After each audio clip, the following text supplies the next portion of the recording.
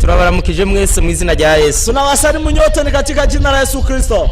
Dushimiye Imana kwitwongera amahirwe yo kongera guteranira kuri uno musozi. Tunamshukuru Mungu kwa sababu anatupatia nafasi ya kutanikia kwenye mlima huu. Kandi kwa yaratuzigamiye muri kino gikorane muri no misi yose maze. Na tena ametusaidia kwa hii mkutano, ametuwekea uhai hizi siku zote ambazo tunazomaliza. Muri uno mwanya rero Imana tugeneye ijambo ryayo niryo tugiye kwiga. Nafasi hii Mungu ametuandalia neno lake tunataka jifunza. Ku mazina nitwa Shimirimana Eric nkomoka mu gihugu cy'u Burundi. Majina yake ni yale, mimi ni bya Mungu Butoto. Rero reka dusenge ndababwira ibyo shaka kutuganira. Dusenge. Uhoraho turagushimiye ko kituzigamye kandi ukabwiye kutwigisha ijambo ryawe. Turakwinginze ng'imitima yacu uyugurure n'ubwenge bwacu buhe gutegera no gushira mu gaciro uzobukoze. Amen. Turakwinginze bitakuva ko byose bitaramugwa muri kino gikorane. Amajambo yawe agere mu mitima yacu, atugere ku muzirikanyi kandi buri muntu wese umuhe kuyagenderamwo, tusajye mu izina rya Yesu Kristo. Amen. Tugiye kuganira ijambo ritubwira ngo kurokoka imperuka. Tunataka zungumza neno ambaye naosema kuokoka mwisho wa dunia. Abantu benshi bari mu misi y'imiherezo kandi barayivuga. Watu wengi wako katika siku za mwisho na tena wanazungumzia. Ariko nabo barebye ukabona nabo babaye imperuka. Lakini wakati unapowatazama nao unawakuta ni mwisho. Niyo mpamvu tugira tuganira iryo jambo ritubwira ngo kurokoka imperuka. Ndio maana tunataka tuzungumuze kuokoka mwisho. Ku bantu bazi ibintu nibindi. Watu ambao wanajua kulinganisha mambo na mengine. Ikintu iyo kigeze ku iherezo abari kibi. Wakati kitu kinafikia hitimisho au mwisho ni kitu kibaya. Ndabaho uburorero bubiri. Anataka awapatie mifano miwili. Ku bantu babyaye. Kwa watu ambao wamekwisha kuzaa. Iyo akana kakiri gatoya kaba kanezereje. Wakati mtoto angali bebe hupendeza zaidi. Akana k'imyaka 5 kaba gafise n'amakosa makeya kaba kanezereje. Mtoto wa miaka 5 huwa na makosa kidogo anafurahisha. Ariko ku mwana agera mu myaka 15 ni 16 agora ababyeyi. Anapokoma kikuwa na miaka 15 16 huwa mgumu kwa wazazi. Iyo uwo mwana atabyawe ubwa kabiri, wakati wo mtoto akuzaliwa mara ya pili, nico gihe ababyeyi batangura kuvuga ngo kubyara biragoye ngo iyo bantarabyaye. Iyo wakati wazazi wanasema ya kwamba kuzaa ni kugumu, ningekukoza. Iyo umuntu yubatse inzu, wakati mtu anajenga nyumba, ikirishasha marangi n'ibintu byose biba ari byiza. Wakati ngari mpya wameipaka vizuri na kuwaka ni nzuri. Ariko uko iminsi hera ni kamaranga kuyuka. Namna siku zinaendelea, njoo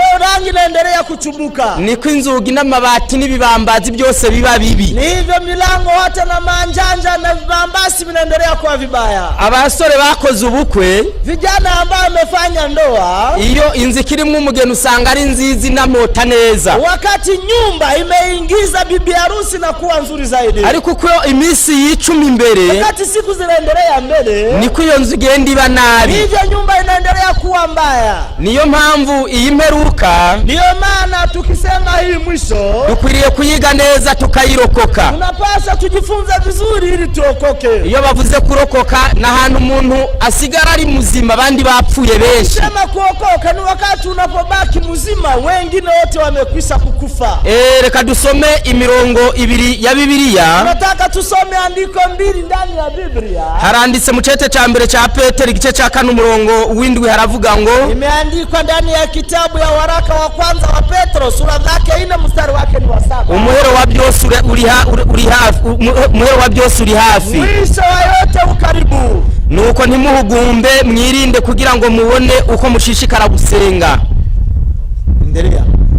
Hano rino jambo hili neno liratubwiye yuko umuhero wa byose uri hafi. Inatuambia ya kwamba mwisho wa dunia ukaribu. Ku bantu basoma neza Bibiliya, watu ambao wanasoma Biblia, uyu ni Petero yabivuze mu kinyejana ca mbere. Ndio mwenyewe alisema katika karne ya kwanza. Ariko Petero wewe yabona isi iheze. Petro yeye wakati alikuwa akiona dunia inafikia kwenye tamati. Aho hari mu kinyejana ca mbere. Ilikuwa ni karne ya kwanza. Ariko ikibabaje, kile ambao kinachohuzunisha, abantu bo muri kino kinyejana ca nyuma, ni kusema watu wa hii karne wa mwisho babona isi kirimo kandi ikifise iminsi myinshi. Wanaona ya kwamba dunia ingaliko na tena wanaona ya kwamba ingana siku nyingi. Ibi bintu birababaje. Hii jambo inahuzunisha. Hari abantu muhura akakubwira ngo Yesu ntazoza vuba. Kuna watu ambao mnaokutana wanakuambia ya kwamba Yesu atakuja mbio. Hari n'uwambwiye ngo ibintu byo kugoroka kwa Yesu ngo ni mitoloji, ni ibintu by'ibitito. Kuna mwingine ambaye anasema ya kwamba kusema mambo ya kurudi kwa Yesu Kristo ni mambo ambayo haisikika yerekwa. Hari n'uwigeze kumbwira ngo Yesu yoba yarageze mu ijuru ngo nawe biramucanga ngo byaranse kwagaruka. Kusema ya kwamba Yesu alipofika mbinguni na ilimucanga hata rudia tena. Ngo ntabwo azoza ngo yaza ngo bayaraje ngo nawe byaramucanze. Haweza rudia, kama ngarudia ngelikuwa amekwisha rudi na imemucanga. Byanahanuwe ko abantu bo mu minsi y'iherezo batabiriwa ya kwamba watu wa siku za mwisho, abantu bo muri kino gihe cacu, lakini wakati wa siku hizi zetu babona isi kirimwo, walikuwa wakiona dunia ingaliko. Isi zohera, dunia itaisha, twabyemera tutabyemera, kubali usipokubali, ushaka ubyizere canke ubireke, uamini au usiamini, isi zohera, dunia itaisha. Nta muntu yoteka inkono ngo utanguye kwirya ntihera irahera. Hakuna mtu ambaye anaweza kupiga chungu ya chakula ukitangulia kuikura itaisha. Na twebwe twese turi hano nyuma y'imyaka 120 kandi iyo myinshi tuzoba twarapfuye. Basi anataka waambie nyuma ya miaka 100 au 200 tutakuwa tumekwisha kufariki. Ibi byose twicaye ko bizohera. Yote ambayo tunaokaria itaisha. Amashuri ahere n'ubucuruzi n'ibikorwa n'abana n'abagore n'amazu itaisha, hata biashara bitaisha, wanawake na manyumba vitaisha. N'abantu batizera ameruka gutangara, hata na watu ambao hawaamini yeye ameshangaa. Baheruka ngo baracukumbuye amateka basanga ngo iyisi turi kizohera. Wamefanya uwezekanavyo kwa kuchambua historia ya ulimwengu wakaona dunia itaisha. Niyo myidogo ngo kwisi hananiranye. Watu wataendelea wakisema ya kwamba dunia inaisha, dunia imeshindikana. Mu gice cha 60 cha Yesaya, ndani ya kitabu ya Isaya sura zake 16 haranditse iri jambo ry'umwuka rivuga ngo, andikwa na Roho Mtakatifu hivi, umurongo wa mbere kugeza ku wa kabiri, mstari wake ni wa kwanza na wa pili. Haguruka ukayangane kuko umuco wawe ushitse, ndio, kandi ubwiza bw'Uhoraho bukaba bukurasiye, ndio, kuko raba umwiza uzotwikira isi, umwiza umuzitanyi uzotwikira amahanga, ariko Uhoraho azokurasira kandi ubwiza bwe buzokubonekako. Ndio, uyu murongo tubwiye yuko isi yacu, hii mstari nasema ya kwamba ulimwengu wetu, iyi misi yacu iherezo ngo izobitwikiriwe n'umwijima. hii siku yetu za siku za mwisho itagubikwa na giza. Hano muri Bibiliya yanje y'ikirundi haranditse ngo umwiza w'umuzitanya. Bwana nasema ya kwamba giza kubwa, uyu mwiza w'umuzitanya, giza kubwa azoba ari umwijima wo mu bwenge, inamaanisha giza ya fikra, umwijima wo mu ngeso, giza katika tabia, mu nyigisho n'imigenzo, katika mafundisho hata na desturi za watu. Isi izoba iri mu mwijima, dunia itakuwa iko ndani ya giza. Ndabaha akarorero ushaka gusobanura kano kantu. Anataka wapatie mfano kielelezo akitaka tafsiri jambo hili. Namwe murabizi yuko yari mu ijoro iyo umuntu asohotse agiye yihagarika n'impande y'ikibambazi cy'inzu. Nanyo mnajua mtu akienda kujora usiku mpaka atakojora kwenye kibambasi ya nyumba. Usanga umuntu iyo ari mu ijoro akora ibintu atokora kuzuba. Nakutanisha ikiwa usiku mtu anafanya kitu ambacho hawezi fanya mchana. Ugasanga naha ku gasantre impande ya butike wohihagarika. Naona hata na kwenye center pembeni ya butike unaweza kujora hapo. Biterwa nuko abari mu ijoro. Sababu ni kwa sababu ni usiku. Niyo mpamvu mubona isi yubahuka ibintu byinshi. Wakati mnaona dunia inafanya mambo mengi mabaya, nuko mu bwenge ari mu ijoro. Sababu ndani ya fikra zao kumekwisha kukubika giza. Mu myumvire y'abantu hari ijimye. Katika mawazo ya watu kumekuwa giza. Naho mubona hakeye hari umuco. Nafasi ambapo umeona ya kwamba kumeangaza kama nuru. Izuba ryaka n'ukwezi n'ibindi byose bigakurikirana. Jua ambayo inaotangaza na mwezi inawaka vinafuatana. Ariko Imana irebye isi ibona ku isi hari umwijima. Lakini Mungu anapoona ulimwengu ni anaona ulimwengu kuna giza. Rero turiko tuganira ijambo ritubwira ngo kurokoka imperuka. Anataka tuzungumuze neno ambayo inayosema ya kwamba kuokoka mwisho. Iyi mperuka, hii mwisho, abantu dukwiye kuyiga neza tukayirokoka. Wanadamu tunapaswa tujifunza vizuri ili tuokoke, kugira bidushoboze kuba abakristo badasa nayo, ili tuwezeshe kuwa Wakristo ambao wafanane na ulimwengu. Muri kino cigwa turaganira ibintu bitari bike. Hii fundisho tutazungumza mambo ambayo si machache. Iyi mperuka ifise ibintu bitumye iremera. Hii mwisho mwisho kuna kile ambacho kinachosababisha kuwa nzito. hari ibintu dutegerezwa kurokoka muri yo, Na mambo ambayo tunapaswa tuokoke katika hiyo mwisho. icambere ni icyaha. Ya kwanza ni dhambi. Icyaha Dhambi Biblia tubwira ngo umushahara wacu gihemba urupfu. unasema ya kwamba mshahara wa dhambi ni mauti.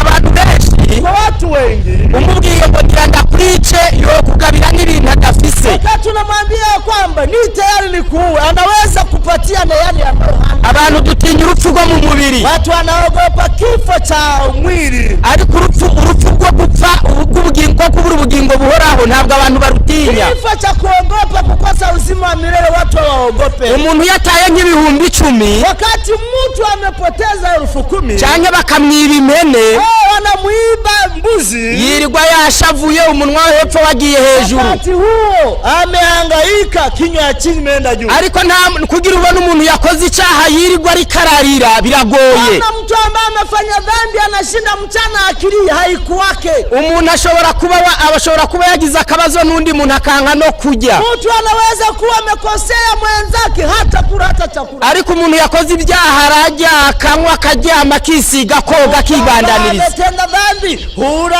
hujipaka mafuta, anakula naendelea vizuri. Ubona nta ngorane yagize. Ya kwamba hana shida lolote. Mu bintu bya mbere dukwiye kurokoka, Jambo moja ambalo tunapaswa tuokoke, dutegerezwa kurokoka icyaha cyo mu minsi y'imperuka. tuokoke dhambi ya siku za mwisho. Iyi si Dunia ambayo tunaokalia, iyi si zo birimwo ibyaha by'agahomamunwa, dunia itakuwa dhambi za kuogopesha. kandi muri ako kajembegete Na tena wakati huo wa kuogopesha, Imana izoba ishaka abakristo barokoka iyo mperuka. wakitafuta wakristo ambao wataokoka hii dunia ya mwisho. Muri Yesaya igice cya 24 umurongo wa 19 haranditse ngo Sura zake 24 mstari wake wa 19 inaandikwa, isi iravungaguritse, isi irasadaguritse, isi yahuzenze, isi izodandabagirana nk'imboregwa, izonyiganyizwa ijya nino nk'umutara, igicumuro cyayo kizoyiremera kandi izotemba ntiyongere kubyuka ukundi. dunia kuvunjika, inavunjika sana. Dunia kupasuka, imepasuka sana. Dunia kutikisika, imetikisika sana.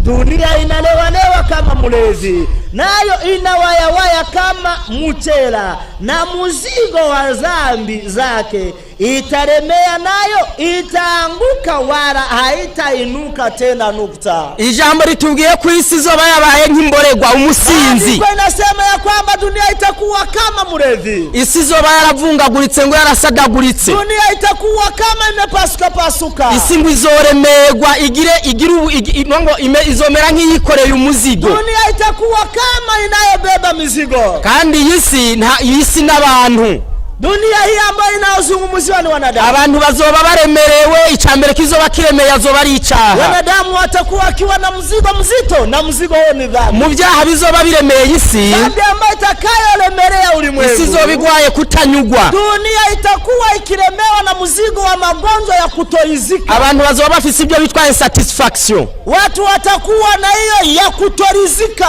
Niyo mpamvu muzosanga abantu bazosuzugura uko Imana yabaremye. Niyo maana watu hawatafurahishwa na namna Mungu amewaumba. Umuntu Imana izoba yaramuremye yirabura ashake kugira inzobe yo ku nguvu. Namna ni mweusi, yeye atatafuta wekunda ambaye anayotafuta. Imana izoba yaramuremeye umushatsi arondera undi wo muri butike. Amemwekea nywele, yeye atatafuta nywele ambayo atakazatosha ndani ya duka. Ubu abantu baragiye batobora amatwi bongera kamahereni, ati Imana yiduha amahereni. Na watobora masikio yao waweke masikio tena nyeusi. Abantu baragenda aha bagatobora ku minwa, amazuru hose n'imikondo yose ubu barayitoboye. Watu wanatoboa domo zao, wanatoboa kwenye mapua zao, wanafanya mbinu zote, wanatoboa na hata na icyaha cyo gusuzugura uko Imana yaturemye. Watu wanadharau namna Mungu amewaumba, ariko gishingiye ku kutanyugwa, lakini kitokana na kutorizika. Ubu kigeze kugwega abantu bishiraho ibintu by'amarangi bitwa amatatuwaje. Inafikia kwenye hatua watu wanajipaka rangi, akandi abantu bazi yuko bizorangiza bagwaye za kanseri z'urukoba, ya kwamba itamalizika wakigonjwa kansa ya ngozi, ariko abantu ubu barabikora. Lakini watu wanafanya jambo mu gihugu ca Amerika hoho byarateye imbere. Katika nchi ya Amerika wameendelea vile. Umuntu aragenda bakamutera mu rushinge mu jisho akagira mu maso hasa na jaune n'umuhondo canke atukura. Watu wanapendezwa, watu wampige shindano ndani ya licho lake ligeuke manjano. Ubu abantu basigaye bihinduza ibitsina uko baremwe. Watu wanabadilisha namna wameumbwa na jinsia. Nabonye n'umusore yakomoka mu gihugu cy'u Rwanda aba muri Amerika, nawe yarihinduye yabaye igikobwa, uwoza kukirambagiza wibaza ngo ni igikobwa. Watu amefanya namna zote, ameona kijana ambaye ametoka Rwanda na amejigeuza akajifanya kama msichana. Ibi bihugu bya South Africa za Cameroon yo hija kwihinduza byabaye umugani biranashaje. Nchi hizo za kanda hapa kwetu kama vile Cameroon, nafasi zingine wamejibadilisha wakuwe wanawake na ni wanaume. Umugore akagenda bakamutera za hormone akaba umugabo bakanamubaga bakoze ibyo bitwa operation plastique. Mwanamke anaenda najifanya wanampiga shindano anabadilika na kuwa mwanaume. Umuntu yari umugabo agahinduka akazana amabere y'abagore n'ijwi byose kubera kutanyugwa. Utari kuwa mwanaume anapenda kibadilisha kuwa mwanamke, akuwa na sauti ya mwanamke kwa sababu ya kutorizika. Abantu bazobaho batananyuzwe no mu byo batunze. Watu wataishi na hawarizishwe na yale ambayo wanaomiliki. Umuntu azotunga umugore mwe yumva atamuhagije. Mtu atakuwa na mke mmoja lakini hatafurahishwa na mke huo. Abantu bazokurira iwabo abana banye bashake kwibera handi hatari iwabo. Watu watakomalia kwao lakini wasipendeze, wapende kukua fasi. Ihisi izoba ifise ingwara yo kutanyugwa. Dunia itakuwa na magonjwa ya kutorizika. Ico ni kimwe mu byaha kibizoremera isi. Ni moja ambayo itakao kuwa mzigo kwa ulimwengu. Uba abantu baragenda iminwa bagasiga amarangi. Watu wanatembea wanapaka rangi kwenye midomo zao. Nabonye nabambara. Ameona wengine ambao wanaovaa. Umugore agafunyika ibikwembe. Mwanamke anafunga kikwembe. Akagira ikindi kigendera hano ku bitugu. Wengine kikwembe ambalo weka kwenye bega. Ikyo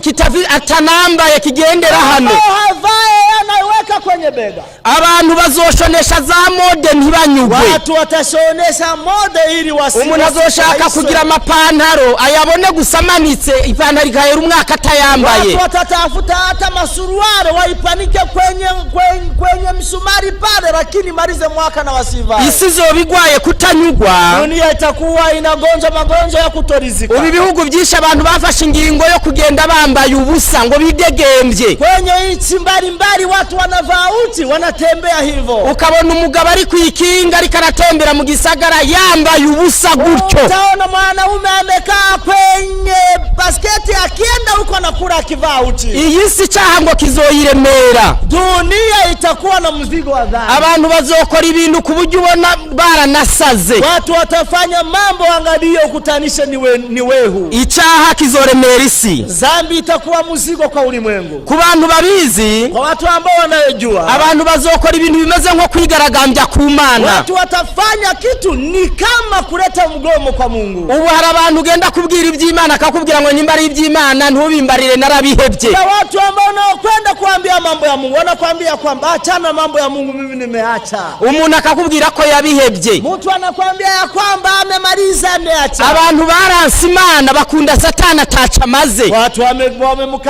wamemkataa Mungu, wanapenda Shetani na hana kitu. Ibyo kujya tujya byaremwe n'Imana. Kile ambacho tunachokura kimetoka kwa Mungu. Ibintu byose tubitubeshejeho ni iby'Imana. Ambayo inasababisha tuishi natoka kwa Mungu. Ariko abantu bazokwanya Imana bakunde Satani atacha tumariye. Watu watamchukia Mungu wapende Shetani na hana mafaka. Kuri ino ngingo Satani muri ino mperuka katika mwisho huu ngo azogenda arema ibintu birangaza abantu. Atafanya iwezekanavyo azubaze wanadamu. Ariko ntaragera kuri ino ngingo. Wakati afikia hatua hii. Mu gitabo cy'Ifuziyo byose haranditse ngo. Katika kitabu ya Tumaini la Vizazi vyote kumeandikwa hivi.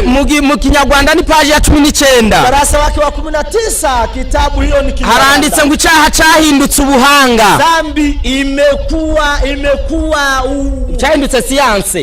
Imekuwa werevu. Ubu umuntu adakora ibyaha byinshi babona ari umunyamisozi, umuntu w'ikijuje atajijutse. Mtu ambaye hatende dhambi nyingi wanamuona ni mtu wa milimani, mtu wa porini.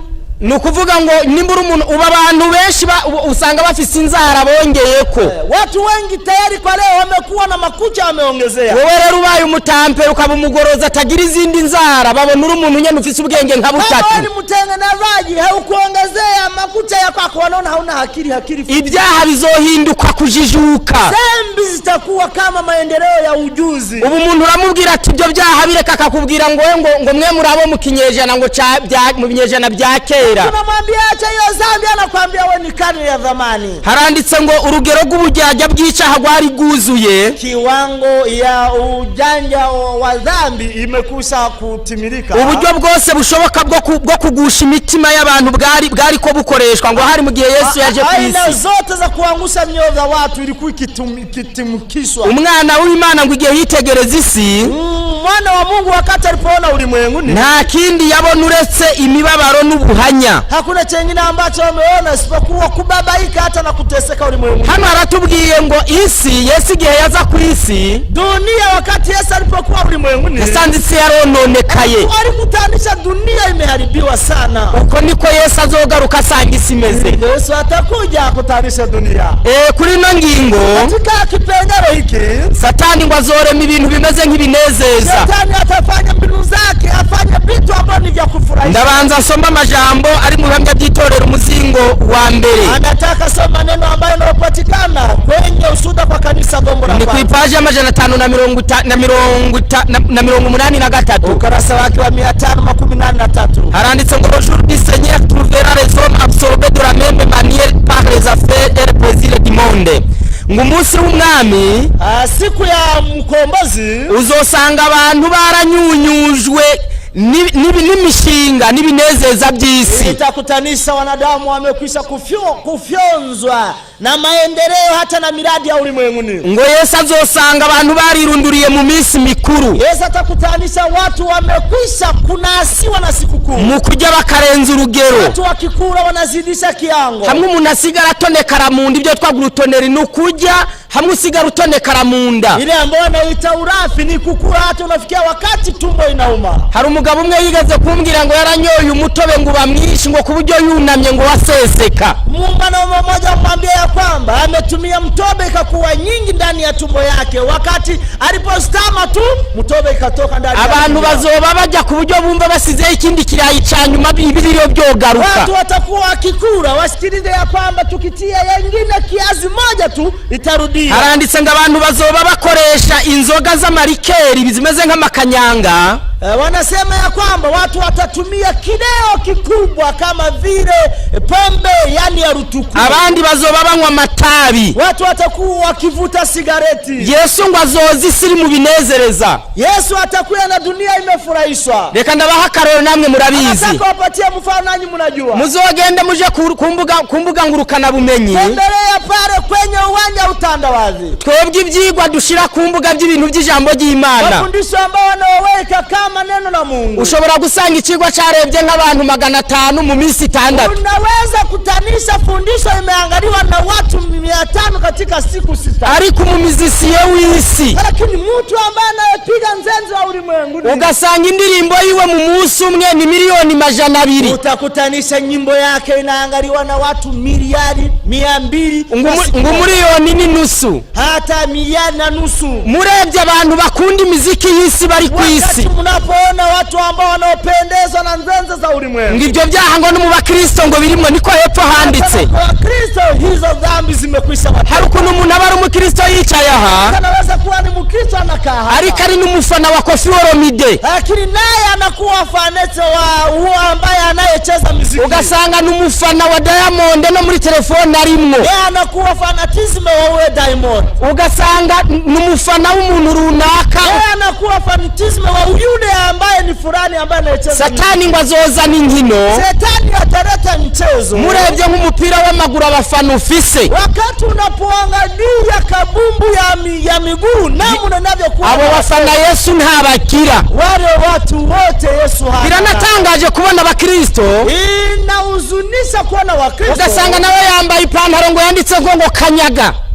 Unaona naye amevaa suruali ambao ameandika kanyaga. Ngo Konde Boy. Unaona Konde Boy ameandika kwenye suruali. Ugasanga nawe agenda yambaye Messi. Messi, unamkutanisha na amevaa Messi, yambaye ngo Real Madrid, amevaa Real Madrid. indirimbo zisohoka z'abisi, ile nyimbo ambazo zimetoka za ulimwengu bazisohorera n'impuzu zazo, wanazitoshea hata na mavazi ambayo yanazifanana. Kandi ku bantu bazi ibintu bya marketing, kwamamaza, wale watu ambao wanajua kitu ya kutangaza au kutapanya, mu buryo bwo kwamamaza uwo muziki. Kutangaza niyo njia ambayo ya kutangaza hiyo muziki. None ababyeyi bagura za kanyaga, mama unakutanisha wameuza kanyaga, bagura n'izindi mpuzu z'abastare, wameuza hata na hizo suruali za watu ambao ni wa kucheza muziki. Ugasanga umwana nakubwiye ngo utanguriye ngo ya mpuzu nguri ko ngo Lionel Messi ngo ndarira, anasema ya kwamba kama unuzia ile pantalo ambayo iko uko ule ambayo wanaita Messi, mimi ndaria. Ushaka ngo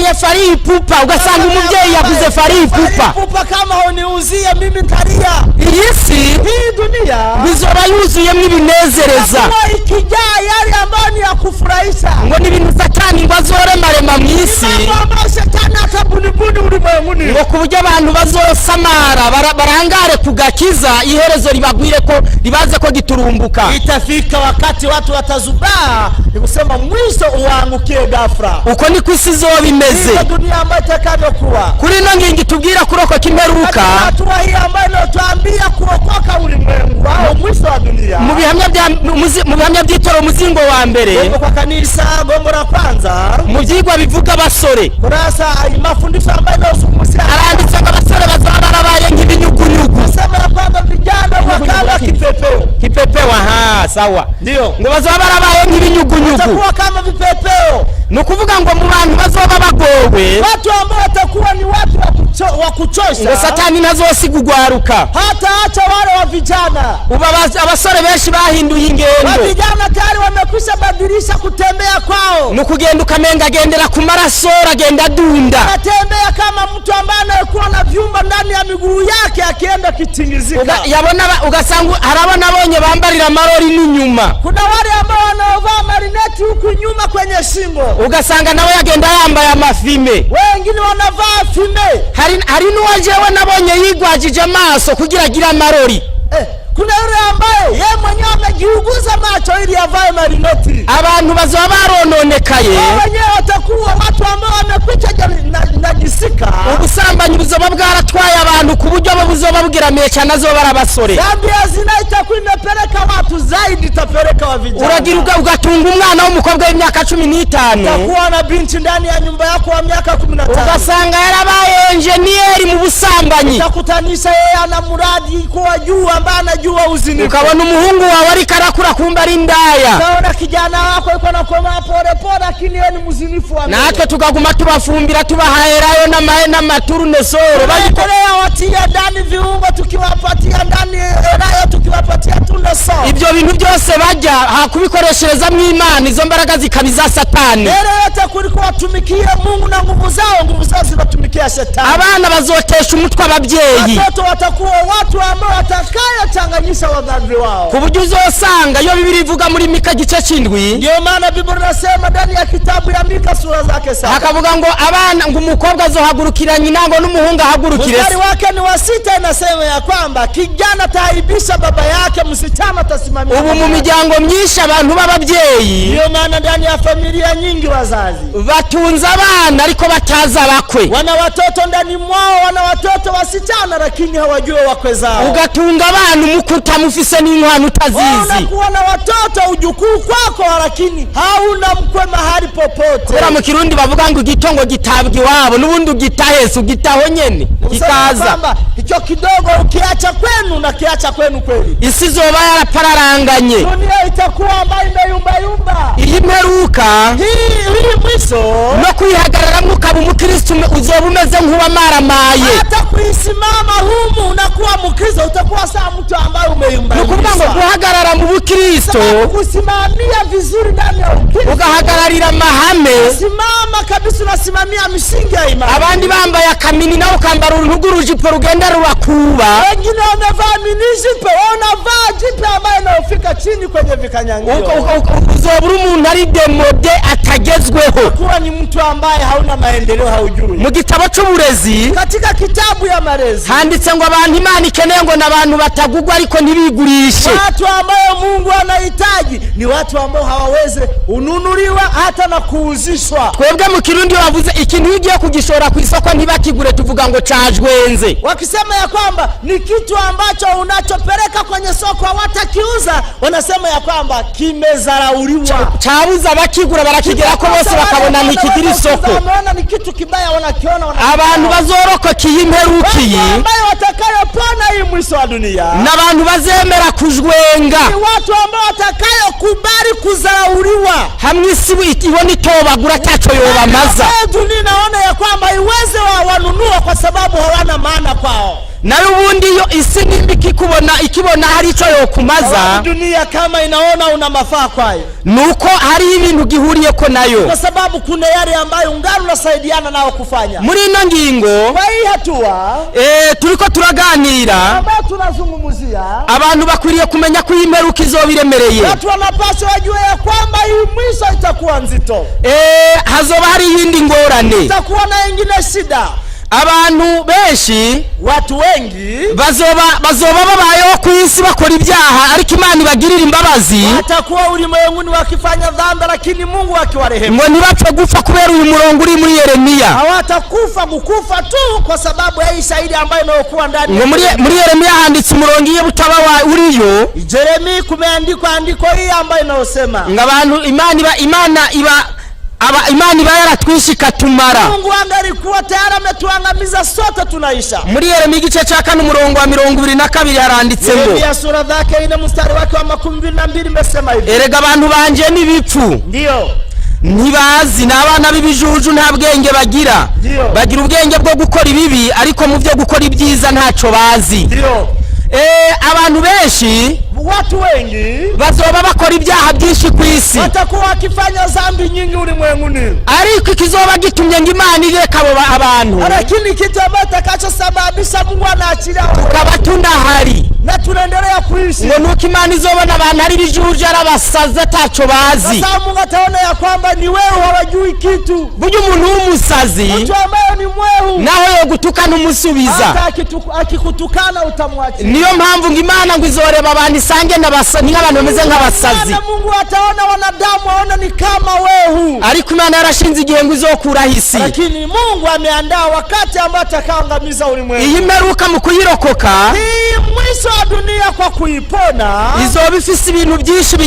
biyibangamiye, itakuwa ina mambo mengi ambayo inayoitatiza. Abantu bazoba babangamiwe na apeti, watu watakuwa wakipingamiwa hata na uchu wa chakula au kupenda chakula. Abantu bazoba ari abantu batwawe n'ipfa, watu ambao watakuwa wakiwa na kupenda chakula, kuburyo umuntu abantu bazoba bajya agahakwa kujya nk'inkoko ihera mu gatondo ikageza ku mugoroba. Watu ambao wanapenda kukula chakula anakula asubuhi mpaka jioni. Ubu urabona umuntu w'umugabo yiyubashe, utaona mtu mwanaume ambaye ni wa kujiheshimisha, mwagera mu isake akagira ibigori bibiri, wakati mnapofika hapo sake anakula mihindi miwili, mwagera igoma ukabona guza inyama nka brochette zitatu, anapofika Goma anakula brochette kama 3. hari igihe ugendana n'abantu we kubera utagenda uragura akibaza yuko nta mahera ufise akakugurira kandi atazi yuko utabijya. Wakati unapotembea pamoja na watu wanaona wewe haununui, yeye anasema ya kwamba wewe hauna pesa haununui. Muri Evenema haranditse page ya 26 ngo ubusa, kitabu ya matukio ya siku za mwisho ukarasa wake wa 26 inasema hivi, haranditse ngo ubusambo no kutirinda niyo ntandaro yo kononekara gukomeye ko mu bwenge muri iyi si yacu. Wanasema ya kwamba kitabu kinasema ubusambo no kutirinda, kitabu kinasema urafi hata na kutojirinda ndiyo chanzo cha mabaya ulimwengu wetu. Abantu bazoba bafise ubusambo, watu watakuwa na urafi kuburyo abantu bazoba bajya batagira kigira Ni gitangira. watu ambao watakayokula watakula pasipokuwa hata na mwisho. Ubu hasigaye n'amahiganwa yo kurya. Watu tayari wamekwisha kupinga ili waone kila mtu namna atakavyo. Abantu bakaba babeshejweho no kurya. Watu wanaishi kwa ajili ya kula. Ibyo bizoba byugarije iyi si yacu ya nyuma. Hiyo itakuwa ni mambo ya mwisho wa dunia yetu ya mwisho. Hazoba hari ikindi kintu kigoye. Kuna ingine jambo ya mwisho. Amafaranga azohinduka umutego. Pesa itakuwa kama mtego. Muri Bibiliya, ndani ya Biblia, Biblia itubwira ibintu byinshi. Biblia inasema mambo mengi. Ndasoma rino jambo. Atasoma jambo hili. Biblia iratubwira amajambo abantu bakwiye kwitondera. Biblia inasema maneno ambayo watu wanapaswa wajiazari. Mu cete ca mbere ca Timotheo igice ca 6 umurongo w'10. Timotheo wa kwanza sura yake ni 6 mstari wake ni wa 10. Kuko gukunda amahera ari mizi y'ibibi byose. Ndio. Ayo bamwe bipfuje bakazimira bagatukwizera bitobekeranisha imibabaro myinshi. Ndio. Amafaranga azoba ari ngorane. Maana shina la mabaya ni pesa. Bamwe ngo bazoyifuza biteze imibabaro. Watu watatamani pesa ili wao wenyewe wajiretee ore au shida. Nasomye mu gitabo cyitwa Guide Pratique en Cas. Ndio amesoma ndani ya kitabu ya mu gitabo kivuga inama zitangwa igihe umuntu agwaye. Kuandaa au mashauri ambayo inayopewa mtu ambaye ni mgonjwa. Bari ko bavuga indwara yo kudasinzira. Wakasema magonjwa ambayo ya kutosinzira. Haranditse ngo abantu benshi badasinzira ntabwo ari indwara ubwayo bagwaye. Watu wengi ambao wasinzie sio magonjwa ambao wanayogonjwa. Ahubwo ngo abantu bagwaye ngo amaganya y'isi yabuzuye ubwenge bagera ku materitiro rigahera. Ni kusema ya kwamba ndani ya fikra za mawazo mengi ya kuwazia ulimwenguni, wanapofika kwa kuwazia yani usingizi unakwisha ndani. Hano haranditse ngo bamwe bazotukwizera. Watu wataacha kuamini kwao. Abandi bazokora ibibi byinshi babitewe n'amafaranga. Watu watafanya mabaya mengi kwa sababu ya pesa. Bantu b'Imana mushaka ko turokoka imperuka. Watu wa Mungu ambao mnaotaka tuokoke mwisho wa dunia. Mu gitabo cy'imfuziwe byose. Ndani ya kitabu ya tumaini kwa vizazi vyote. Haranditse ngo abantu bazoba barondera amafaranga ngo no mu buryo butemewe. Nasema watu watakuwa kitafuta pesa njia ambao hazikubaliwe. Mu ntara y'iwacu mbamwe ya Cibitoki. Katika mkoa ambao unaokaa ndani huko Cibitoki. Hari umugore baheruka gufata yafata amavuta y'amaoki akayavanga n'amasobe umwanda muto kugira abe menshi. Rudiria? Yacuruza amavuta. Huyu mama alikuwa anachuuza mafuta. Ariko agafata umwanda muto akavanga n'amavuta kugira abe menshi ukagura n'ilitiro 5 z'amavuta n'ilitiro y'amasobe.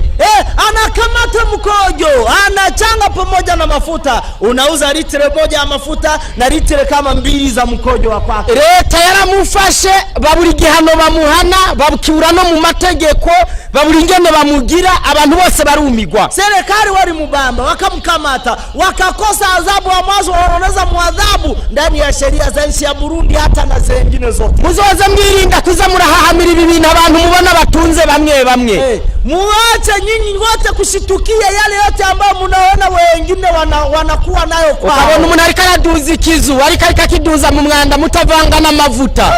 Unaona mtu anapandisha nyumba lakini ni uchafu ambao unaochanga na mafuta. Ariko arakiduza muri fraude. Anafanya hivyo akitumia fraude. Abantu benshi bashaka kubaho muri inosi. Watu wengi ambao wanataka kuishi katika ulimwengu huu baronka amafaranga menshi atari mu bujyaja, ambao wanaokuwa na pesa ambazo hazitoke kwa hila. Benshi batanga amataxe babeshe. Wengi wanapana mataxe wakisema bongo. Hari umuntu jawe yambwiye ngo uvuze ukuri ngo kuri duwane ngo niwo kunguka. Kuna mtu ambaye anasema ya kwamba ukisema kweli kwenye boda hauweze faidika. Abadandaza bazoba babesha mu bintu bacuruza. Wafanya biashara usema wango kwa yale ambao wanaochuruza. Wamubaza ngo ndangahe. Unamuuliza sasa ni ngapi? Agacabanza kukubwira ngo ingo mu Bushinwa ngwirazimvye kandi utamubajije ibyo mu Bushinwa.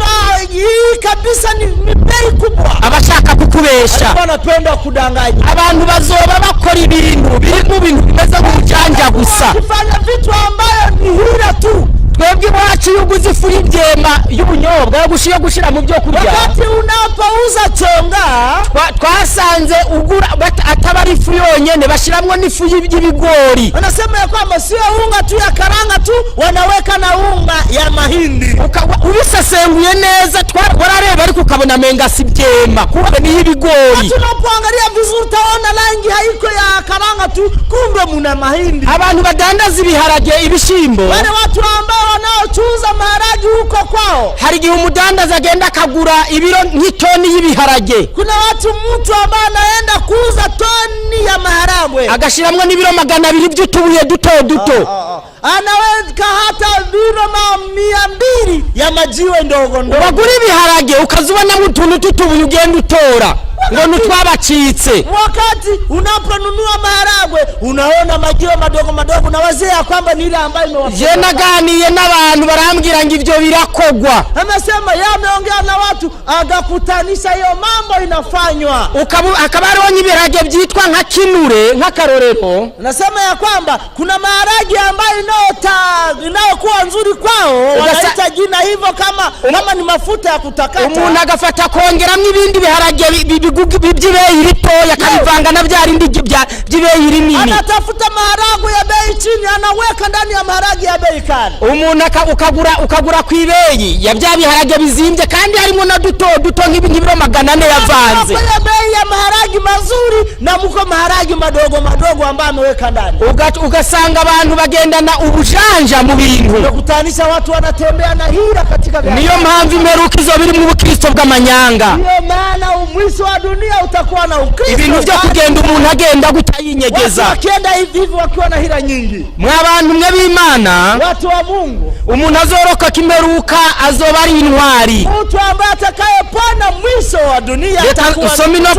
Reka somino page hano hanyuma ndababwire nk'imirongo 3 ya Biblia soma ndangize. Anataka tuingie ndani ya kitabu ya matukio ya siku za mwisho na tuingie kwenye shairi ndogo ili tupate namna ya kumaliza. Haranditse ni page ya 24 ngo amateka wa 24 kitabu ni matukio ya siku za mwisho. Amateka y'isi yacu adasanzwe kandi yuzuyemo ibyaduka. Historia ya ulimwengu wetu ambayo haiko ya kuzoelea, lakini ni mambo ya matukio. Yanditswe mu bitabo byo mwijuru. Imeandikwa ndani ya vitabu vya mbingu. Ayo mateka yanavuzwe neza ko yagombaga kubanziriza ho gato uyu munsi ukomeye urubanza rw'Imana. Historia imezungumzia ya kwamba inapaswa itangulie mwisho wa hukumu wa Mungu. Iby'isi byose nta mutekano bifise. Mambo yote ya ulimwengu haina usalama. Haranditse ngo isi irimwo ngo ibintu bizokwaduka. Imeandikwa ya kwamba katika dunia hii muna mambo mabunifu ambayo inayojitokeza. Hari imvugo zaduka mu meruka. Kuna mambo ambayo inayojitokeza katika siku za mwisho. Ugasanga abantu bose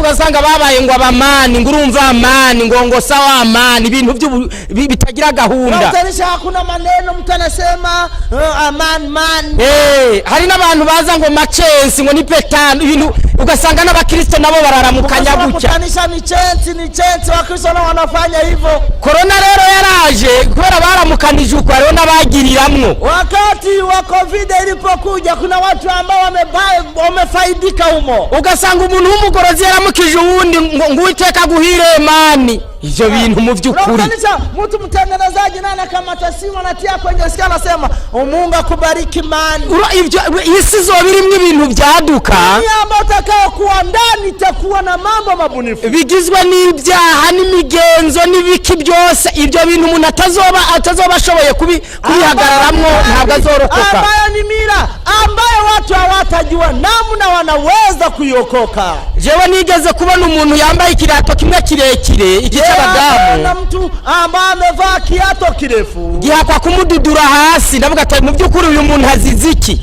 Kilikuwa karibu kimpiga chini akajiuliza huyu mtu anapata nini au anaanguka chini kwa ajili ya nini? Iyi meruka abantu bategerezwa kuyirokoka. Hii mwisho wa dunia watu wanapenda wayokoke. Rero ku bantu babibona neza, watu ambao wanaona vizuri, biri mu bintu bituma abantu benshi batemera ubu butumwa.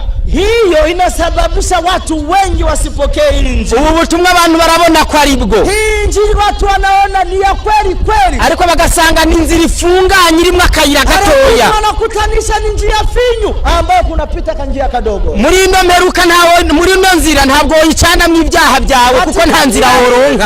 Hauweze pita ndani ya dhambi zako, hauweze pata njia. Muri iyi meruka ibintu bizoba byaradobanganye. Katika mwisho wa dunia mambo yote itakuwa vurugu. Imiryango izoba yarapfuye. Sema ya kwamba familia zitakuwa zimekwisha haribika. Abagabo bazoba bagwana n'abagore. Hata wanawake na wanaume watakuwa ibitutsi wakichambana nyumbani. Abantu kwahukana za divorce azoba ari nyinshi. Watu kuachana na kuachania karibu itakuwa nyingi katika familia. Abantu bazoba baheruka umunezero muri fiançailles gusa. Watu watakuwa na furaha wakati wakichumbiana, dhamani wakichumbiana. Isi zoba irushe impande zose. Dunia itakuwa ikichoka katika njia zake zote. Iyi si zoba yaracanganye. Dunia hii itakuwa imekwisha kuchanganyikiwa. Abantu bazoba bagendana n'umuruho wo mu mubiri bitewe n'ibikorwa byinshi. Wakitembea wakiwa na mchoko wa mwilini kwa sababu ya matendo mengi au kazi nyingi. Uba abantu kugira babeho, kusudi watu waishi, bategerezwa gukora, ugasanga barara mu bwato, barara bagenda, barara babona, barara bacuruza. Wanawazia kutenda kazi, wanatumika kazi, wanarara ndani ya bato, wanarara ndani ya bote, wanarara wakitumika kazi zao. Muri Bibiliya, muri Amosi haranditswe mu gice cya mbere umurongo w'icumi kugeza kwa 11. Sura zake ni 1 mstari wake ni wa 10. Biblia inasema hivi. Haranditse ngo abarimyi nibajoregwe. Nasema ya kwamba walimaji wao washangae. Mu byukuri naho umuntu atobasoma Bibiliya ariko yabona kwisirikira. Hata mtu asiseme Biblia anaona kama dunia. Yewe ngura nakuze natera imyungu ibihazi. Yeye wakati alipozaliwa alizaliwa na haona ya kwamba kuna watu ambao wanayopanda mabogi. Imyungu yari imeza. Sema mabogi ilikuwa inajikomeresha na kutia. Iwacu hadutse business ntarinzi kwizobaho. Kwao kumepatikana njia ya kutafuta pesa ambayo haikukuwa kadhaa. Abantu basigaye barangura isombe ry'imyumbati, y'imihoko. Sema ya kwamba kwao wanarangura sombe wanaenda lichuruza. Umuntu araza akakubwira ngo amababi yo hejuru ndakurangura umwaka nangahe mukandikirana. Anakuambia mimi ndakuja niuze yo majani ya juu sombe na mimi niitumikisha katika mwaka yote. Jewe nakuze imyembe uyijya hubonye ariko twebwe iwacu igiti kizana amashugwe bakiguze. Anasema kwamba kwari zaliwa myembe wakikura kila nafasi, lakini kwao mtu naanza kuwa na maua wakianza inunua. Ku bantu babizi bakuze kera hariho n'inyoni batakibona. Watu ambao wamezaliwa zamani kuna ndege ambao tena hazionekani angani. Iyi si zoba yara abantu ibaruhije. Dunia ambayo tunaokalia itakuwa ikichosha. N'ibyaremwe nabyo bikubwira ngo yaheze nkuko biri muri Yobu igice cya 12 umurongo w'indwi. Na maumbile ya ulimwengu ikwambia ya kwamba imekwisha. Aho turangirije naha. Hali ambapo tunatata matishia. Iyi meruka mwisho harakenewe umuntu azoba ahagaze ari umukristo yirokoke. Tunahitajika mtu ambaye atakayesimama akiwa mkristo kusuda yokoke. Bitewe n'uburemere bwayo. Sababu kuna uzito wa ulimwengu. Waliona abantu ng'ibyaha byinshi ngo ntibazobyihana kuko nibyo bitumye babaho. Na watu ambao wana dhambi nyingi ambao wanasema ya kwamba sitatubu hizi dhambi zinasababisha mimi naishi. Umuntu uzamubwira ngo iki cyaha kireka kubwire ngo ndabaho gute kandi nyanugo dhambi uiache, hata kwambia kwamba nikiacha ndaishi namna gani. Abantu bazemera bagwe mu ibyo byaha hakwitandukanya n'ibyaha byo mu misimero. Watafuta namna wakufie ndani ya dhambi hizo kuliko kuachana dhambi. Ndangirije hano hantu ku mirongo 2 ya Bibiliya. Na nataka achie kwenye shairi 2 za Biblia. Iyi meruka hii mwisho abantu batazemera kuyirokoka babifashijwe na Yesu. Watu ambao watasaidiwa na Yesu ili waokoke. Biciye mu kwemera ubutumwa bwiza. Kupitia kukubali habari njema. Hazorangiza amarira atigeze arigwa kuvisibaho. Watamaliza wakiwa na machozi nyingi kuliko ile ambayo ilitokea ulimwengu. Reba ingene Yohana yabyeretswe mu gice cya 6 cy'ibyahishuwe. Anaonesha ndani ya kitabu ya Ufunuo sura zake 6. Igice cya 6 umurongo wa 15 kuweza kwa 17. Sura zake 6 mstari wake ni wa 15 hadi 17. Yohana yeretswe abona Yesu agarutse. Yohana ameonyeshwa namna Yesu anaporudi. Aranditse ngo abami bo mu isi n'abaganwa n'abakuru n'abagabisha b'abasoda n'abatunzi n'abanyenkomezi n'abagurano bose n'abidegembya binyegeza mu masenga no mu bitandara byo ku misozi. hepfo haranditse ngo babarira imisozi n'ibitandara bati nimutugwe ko muduhisha inyonga z'ibyagiye kuri ijya ntebe n'uburake bw'umwagazi w'intama kuko umunsi uhambaye uburake bwabushitse kandi ninde ashobora guhagarara. Imana idufashe cyane, amen.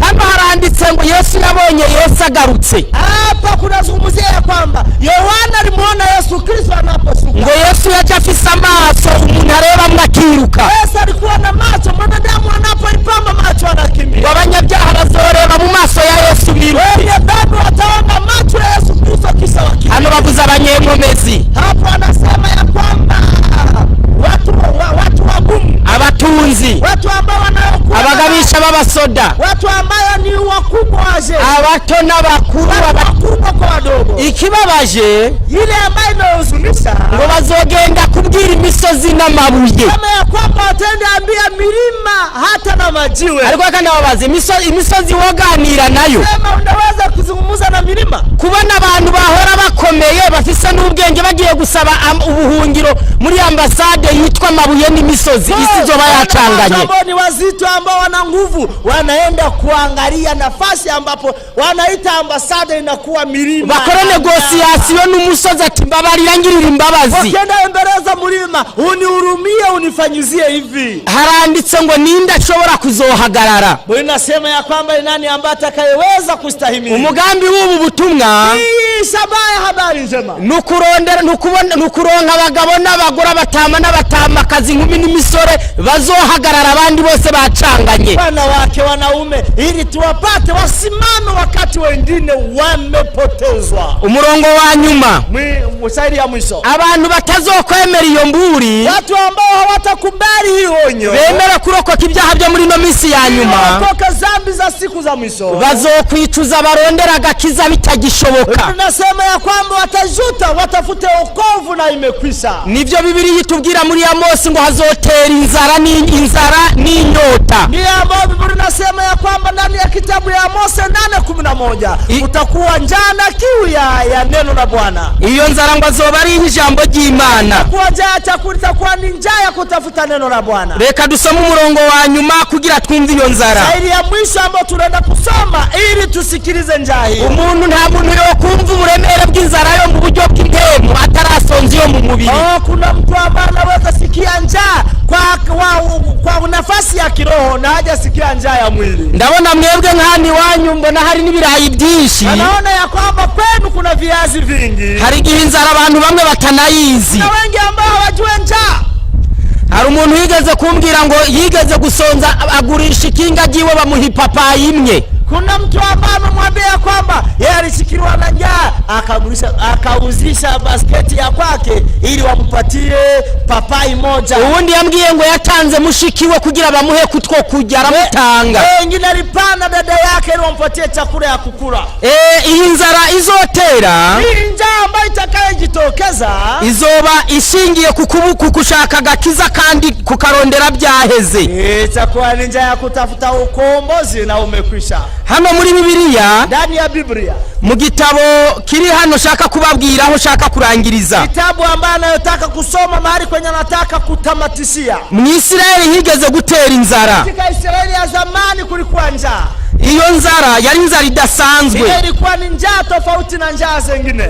Iyo nzara yatewe nuko mu Israeli hatewe n'umwami w'Isiriya. Iyo njaa ilisababisha sababu Israeli kulishikiriwa na mfalme wa Siria. Biri mu bami ba mbere ba kabiri gice cya 6 umurongo wa 24. Katika kitabu ya Wafalme wa kwanza sura yake ni 6 mstari wake wa 24. Ndasoma mutuntu dukeya. Tasoma ndani maneno madogo sana. Aranditse ngo hanyuma y'ibyo bene Hadadi umwami w'Isiriya akoranya ingabo ziwe araduga tera Samariya arahugariza. Hano hepfo aranditse ngo uyu mwami yateye Isirayeli. Hapa chini kumeandikwa hivi, namna huyo mfalme alitembelea Siria. Samariya hatera inzara y'icago. Samaria kukakuya njaa ya nzito. Bageze igihe ngo baguze umutwe w'indogoba shekeri z'ifeza 80. Ikafikia wakati ambapo walikuwa wakinunua kichwa ya ndogo ya punda. Ngo bagura n'ikigira 4 c'amabyi y'inuma shekeri z'ifeza 5. Walikuwa hata wakinunua hata na mafi ya huwa nwango harateye inzara, kwa sababu kulikuwa njaa, kugeza igihe amabyi y'inuma abiboro, hata ikafikia wakati mafia huwa inatafutiwa sana. ngo akagira kane nwango nk'akavere bakagura shekeri 5. Kama vere moja ya mafia huwa ilikuwa ikinunuliwa. Mwababyeyi mwerere umugabo wawe yagiye gusuma guhaha ariko uziko yagiye kuzana amabyi y'inuma. Sikiliza, mume wako ameenda kuleta chakula, yeye ameenda kuleta mafia, kandi ukabusigaye unezere urindiriye amabyi y'inuma. Umekaa ukiwa na furaha ukisubiria kukula mafia huwa. Iya akaba ariyo rasiyo, na ukijua ya kwamba hiyo ndio rasiyo ya mchana. Musa yaranditse ngo hageze n'igihe ababyeyi ngo abagore babiri bumvikana kujya abana babo. Imefikia wakati wanawake wawili wamekubaliana kukula watoto wao. N'abantu mwe b'Imana, je, watoto wa Mungu, harakenewe abantu bazorokoka ino mperuka. Tunahitaji watu ambao watakayeokoka hii mwisho wa dunia. Irimwo ibyaha, sikiliza, mwisho ambao mnadhani, irimwo imigenzo n'ibinezereza na mira za ulimwengu. Ku iherezo ntituzobe mu bazicuza bafatwe n'inzara yahanuwe. Sikuwa miongoni mwa wale ambao watakayozuta kwa njaa ulimwengu. Imana ibitumvishe mu izina rya Yesu. Tusaidia tusikilizishe katika jina la Yesu Kristo. Mungu wetu atubariki, amen.